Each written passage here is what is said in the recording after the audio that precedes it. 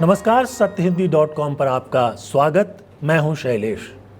बिहार में मुख्यमंत्री के शपथ ग्रहण समारोह में प्रधानमंत्री नरेंद्र मोदी और गृह मंत्री अमित शाह नहीं गए। इसको लेकर बिहार के राजनीतिक जगत में तरह तरह की चर्चा हो रही है। क्या मुख्यमंत्री के रूप में शपथ लेने वाले सम्राट चौधरी से बीजेपी का बड़ा नेतृत्व जो है वो नाराज है? क्या मोदी और शाह सम्राट चौधरी को नहीं चाहते थे? क्या उन्हें यानी सम्राट चौधरी को किसी दबाव में बनाया गया है? हालांकि बहुत सारे लोग ये कह रहे हैं कि प्रधानमंत्री और गृह मंत्री इस समय चुनावों में और दूसरे कई कामों में व्यस्त हैं, इसलिए नहीं गए और इसलिए बीजेपी के अध्यक्ष, राष्ट्रीय अध्यक्ष नितिन नवीन को वहाँ भेज दिया गया था। उसके अलावा कई मंत्री भी गए थे, पूर्व अध्यक्ष नड्डा भी वहाँ गए थे। लेकिन जो सवाल है वो ज़्यादा गंभीर है। नवंबर में जब नीतीश कुमार ने 10वीं बार मुख्यमंत्री पद के लिए शपथ ग्रहण किया था, तब प्रधानमंत्री नरेंद्र मोदी और गृह मंत्री अमित शाह बड़े उत्साह के साथ वहां पहुंचे थे। पटना के गांधी मैदान में भव्य समारोह का आयोजन किया गया था और प्रधानमंत्री और गृह मंत्री ने कुछ ऐसा दिखाया था जैसे उनकी पार्टी का मुख्यमंत्री बन रहा हो। और अब जब सचमुच उनकी पार्टी का एक नेता मुख्यमंत्री बना है तो दोनों समारोह में नहीं गए। यहाँ तक कि मंत्रिमंडल में मंत्रियों को भी शपथ नहीं दिलाया गया। सिर्फ 2 लोग, विजय कुमार चौधरी और विजेंद्र प्रसाद यादव को उप मुख्यमंत्री बनाया गया है और दोनों जेडीयू से हैं। यहाँ पर एक पेंच ये भी है कि निशांत कुमार, जिन्हें कुछ दिनों पहले पार्टी में लाया गया था और जिनको उप मुख्यमंत्री बनाने की बार बार खबरें आ रही थी, उन्होंने तो शपथ ग्रहण से ही मना कर दिया, यानी वो मंत्री नहीं बनेंगे। फिलहाल वो बिहार का दौरा करेंगे और पार्टी के काम करेंगे। आखिरकार ये क्या है? आखिरकार सम्राट चौधरी जो हैं वो क्यों मुख्यमंत्री बनाए गए हैं? एक तो जातीय समीकरण तो ठीक है, क्योंकि अति पिछड़े वर्ग से ही किसी को लेना था। बिहार की राजनीति अब जहां पहुंच गई है वहां पर अति पिछड़ा वर्ग से ही कोई मुख्यमंत्री बन सकता है। लेकिन वहां कई तरह के विवाद थे। विजय कुमार सिन्हा जो उप मुख्यमंत्री थे वो भी मुख्यमंत्री पद के दावेदार थे। केंद्र में मंत्री बने कई लोग भी मुख्यमंत्री पद के दावेदार थे, जैसे नित्यानंद राय। उनकी चर्चा बार बार हो रही थी, लेकिन उन्हें नहीं बनाया गया। सम्राट चौधरी बनाए गए। सम्राट चौधरी को लेकर कई तरह के विवाद जो हैं लंबे समय से चलते रहे हैं।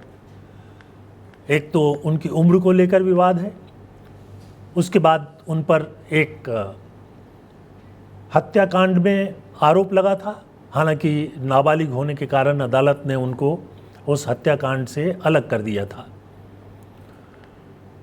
उसके अलावा एक बलात्कार कांड में भी प्रारंभिक रिपोर्ट में उनका नाम आया था। उसके बाद उनकी डिग्री को लेकर के चर्चाएं चलती रही हैं, उनके उम्र को लेकर विवाद चलता रहा है। इन सब के बावजूद वो बीजेपी में प्रदेश अध्यक्ष रहे, उप मुख्यमंत्री रहे नीतीश कुमार की सरकार में, और फिर मुख्यमंत्री भी बन गए। तो क्या इसमें मोदी शाह की सहमति नहीं थी? दरअसल देखिए, एक बात तो बहुत साफ है कि सम्राट चौधरी जो हैं वो बीजेपी के मूल कैडर नहीं हैं। दरअसल सम्राट चौधरी ने राजनीति की जो शुरुआत की थी वो आरजेडी से की थी, यानी लालू यादव के साथ। और 1999 में उन्हें पहली बार मंत्री बनाया गया, लेकिन बाद में ये पता चला कि वो विधायक और मंत्री बनने की उम्र तक पहुँचे ही नहीं है, यानी 25 साल के नहीं हुए थे। और इसके लिए उन्होंने एक एफिडेविट दिया था अदालत में, जिसको आधार बनाया गया, और ये वही एफिडेविट था जो एक हत्याकांड के मामले में उन पर जो आरोप लगे थे उसको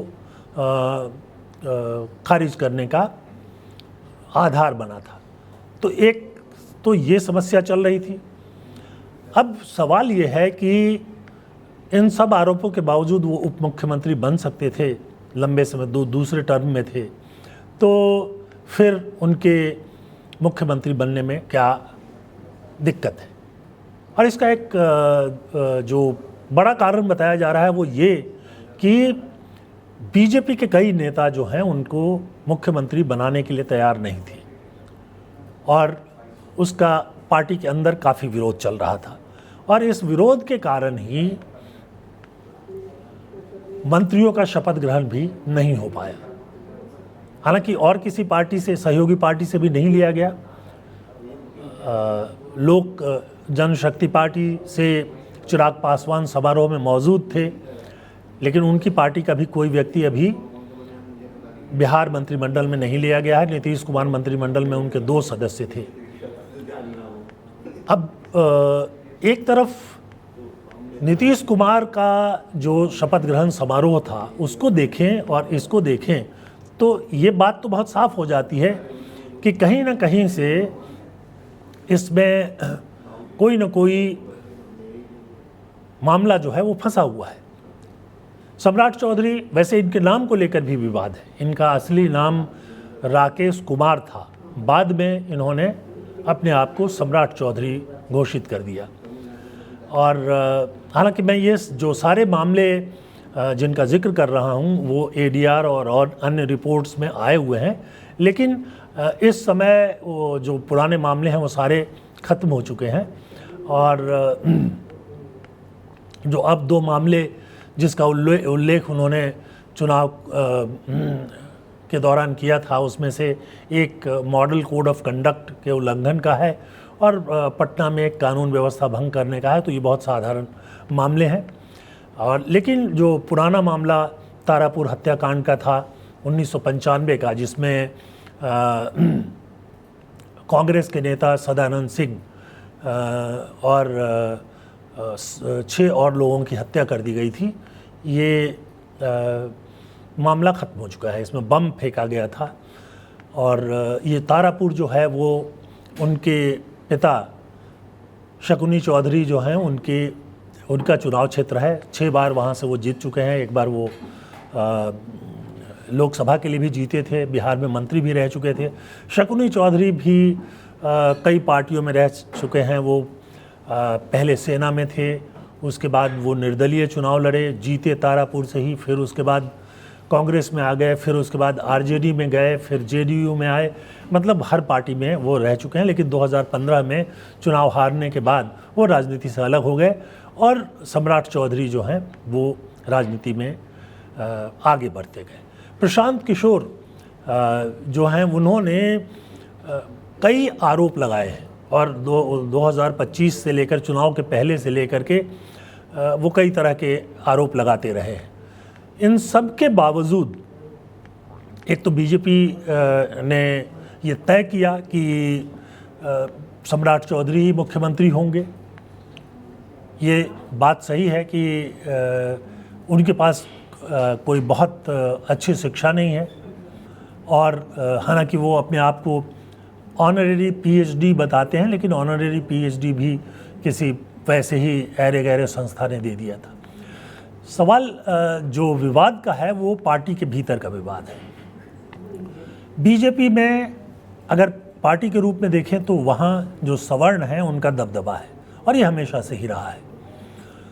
एक लंबे समय तक जो सवर्ण हैं, ख़ास तौर पे राजपूत, भूमिहार और जो वैश्य हैं, वो पार्टी को चलाते रहे हैं।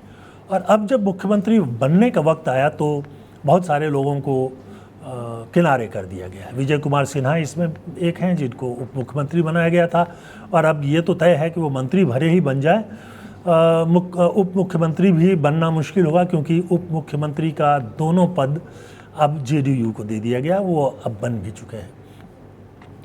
तो ये जो सारा मामला है उसमें एक संदेह व्यक्त किया जा रहा है कि क्या सम्राट चौधरी बीजेपी के प्रति लॉयल साबित होंगे। अब इसमें यह भी कहा जा रहा है कि 2014 में उन्होंने आरजेडी से विद्रोह कर दिया था, और आरजेडी के 13 विधायक के साथ वो अलग हो गए थे।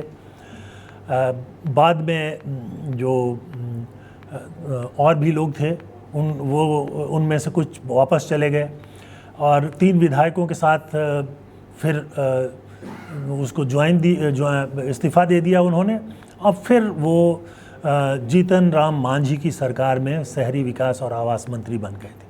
तो बहरहाल ये सब तो अलग है कि तमाम आरोपों और तमाम विरोधों के बावजूद वो राजनीति में लगातार आगे बढ़ते गए हैं, और इसके लिए इसका कारण ये माना जाता है कि अगर नीतीश कुमार के बाद अति पिछड़ों में कोई बहुत सक्षम नेता उभरा है तो वो सम्राट चौधरी ही हैं। लेकिन सवाल ये है कि जो बीजेपी के पुराने नेता हैं, जो शुरू से ही बीजेपी में रहे हैं, वो उनको स्वीकार नहीं कर पा रहे हैं। कहा यह जा रहा है कि उनको उसी तरह लाया गया है जैसे असम में हेमंत विश्व शर्मा को लाया गया।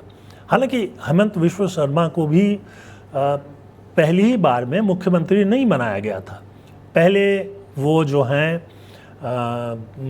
उनको मुख्यमंत्री का दर्जा नहीं दिया गया, और सोनोवाल पहली बार बीजेपी की तरफ से मुख्यमंत्री बने, और दूसरे टर्म में आकर उनको मुख्यमंत्री का पद दिया गया था। लेकिन हेमंत विश्व शर्मा से मामला कुछ अलग है। सम्राट चौधरी जो हैं वो बीजेपी में बहुत पहले आ गए थे। 2017 में वो बीजेपी में आ गए थे, और उसके बाद से बीजेपी में बने हुए हैं। बीजेपी के प्रदेश अध्यक्ष रह चुके हैं। उसके अलावा पहले उपाध्यक्ष थे, अध्यक्ष बने, मंत्री हैं ही। लेकिन उसके बावजूद पार्टी के भीतर जो विवाद है वो काफ़ी बढ़ा हुआ है, और वहाँ पर 2 लॉबी बनती हुई दिखाई दे रहे हैं। एक तरफ जो सवर्ण हैं, जो बहुत पहले से वहाँ मौजूद हैं, और जो सवर्ण हैं वो बिहार में बीजेपी में काफ़ी मजबूत भी हैं, सक्रिय भी हैं। इसका एक बड़ा कारण ये था कि जो अति पिछड़े हैं और अति दलित हैं, उनके नेता बिहार में पहले से ही अलग हो गए थे। शुरू से ही अति पिछड़ों के नेता लालू प्रसाद यादव थे, और बाद में नीतीश कुमार ने माफ़ कीजिएगा, पिछड़ों के नेता लालू प्रसाद यादव थे, और नीतीश कुमार ने अति पिछड़ों को अलग करके अपनी ताकत बनाई थी। उसी तरह से रामविलास पासवान जो हैं वो दलितों के महत्वपूर्ण वर्ग के नेता थे। तो इस तरह से ये घटकों में बटा हुआ था। बाद में नीतीश कुमार के चलते कुछ सवर्ण भी जो है वो जेडीयू से जुड़े, और बहुत सारी जो प्रक्रियाएं चलती रहीं उसमें सवर्णों को पीछे हटना पड़ा। लेकिन फिर भी बीजेपी में उनका दबदबा जो है वो बना हुआ था। अब ये दबदबा टूट रहा है, और इसलिए ये कहा जा रहा है कि सम्राट चौधरी का जो शपथ ग्रहण हुआ है वो किसी दबाव में हुआ है। एक चर्चा ये है कि खुद मुख्यमंत्री नीतीश कुमार चाहते थे कि उन्हें बनाया जाए। फिर दूसरी चर्चा ये है कि बीजेपी को अभी कोई ऐसा विकल्प दिखाई नहीं दे रहा था। तो कुल मिलाकर के स्थिति ये आ गई है कि सम्राट चौधरी मुख्यमंत्री तो बन गए हैं, लेकिन सरकार कितने दिनों तक चलेगी इसको लेकर सवाल वहाँ राजनीतिक खेमों में उठाए जा रहे हैं। आपको हमारा ये प्रोग्राम कैसा लगा, हमें कमेंट सेक्शन में आकर के अपनी राय बताइए, और ये भी बताइए कि क्या इस तरह की राजनीति जो है वो उचित है। एक व्यक्ति जो बार बार पार्टी बदलता है, मुख्यमंत्री हो जाता है, और जो बीजेपी कर रही है वो क्या उचित है। क्या जो पुराने कार्यकर्ता हैं उनकी अनदेखी होनी चाहिए, और बाहर से आने वाले लोगों को बीजेपी के नाम पर सत्ता सौंप दिया जाना चाहिए। ये प्रयोग असम में शायद सफल हुआ, बिहार में इसको लेकर सवाल बने हुए हैं। इसके साथ ही हमारा अनुरोध है कि हमारे प्रोग्राम्स को लाइक कीजिए, चैनल को सब्सक्राइब कीजिए और हो सके तो सत्य हिंदी का ऐप जो है वो डाउनलोड कीजिए। आप बेहतर ढंग से प्रोग्राम देख पाएंगे। और एक अनुरोध ये भी है कि हमारा सदस्यता अभियान अभी भी जारी है। आप सत्य हिंदी के सदस्य बने और सहयोग करें। तो आज के इस प्रोग्राम में बस इतना ही। बहुत बहुत धन्यवाद। नमस्कार।